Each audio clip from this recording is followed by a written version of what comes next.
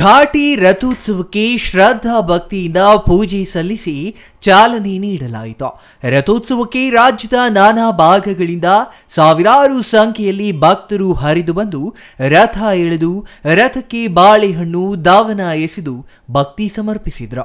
ಷಷ್ಠಿಯ ದಿನ ಮುಂಜಾನೆ 3ರಿಂದ ದೇವಸ್ಥಾನದಲ್ಲಿ ಪೂಜಾ ಕಾರ್ಯಗಳು ಆರಂಭವಾಗಿದ್ದು, ಅಭಿಷೇಕ ಒಳಗೊಂಡಂತೆ 5:30ಕ್ಕೆ ಮಹಾ ಮಂಗಳಾರತಿ ನೆರವೇರಿತು.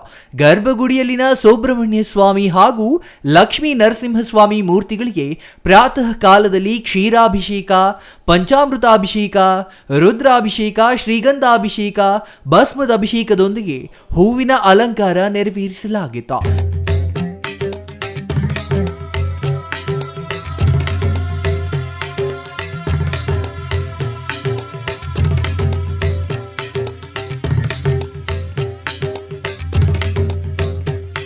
ಇಂದು ರಾತ್ರಿ 8:30ರವರೆಗೂ ಭಕ್ತರಿಗೆ ದರ್ಶನ ವ್ಯವಸ್ಥೆ ದೊರೆಯಲಿದೆ.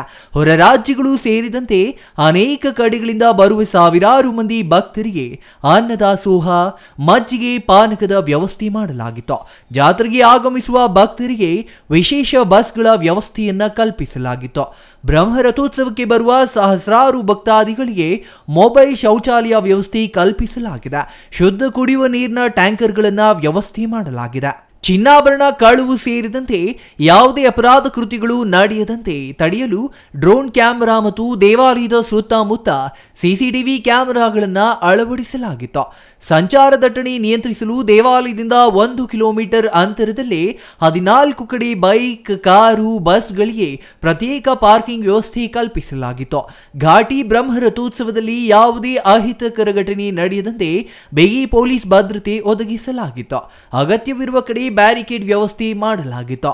ಜಾತ್ರಾ ಮಹೋತ್ಸವದ ಪ್ರಯುಕ್ತ ಕೆಎಸ್ಆರ್ಟಿಸಿಯಿಂದ ಘಾಟಿಯಿಂದ ದೊಡ್ಡಬಳ್ಳಾಪುರ, ಬೆಂಗಳೂರು, ಚಿಕ್ಕಬಳ್ಳಾಪುರ, ಗೌರಿಬಿದನೂರು, ಕೋಲಾರ ಸ್ಥಳಗಳಿಗೆ 84 ವಿಶೇಷ ಬಸ್ಗಳ ವ್ಯವಸ್ಥೆ ಮಾಡಲಾಗಿತ್ತು.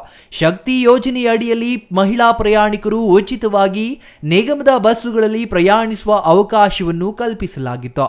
Mahesh, CTV news, Doddaballapura.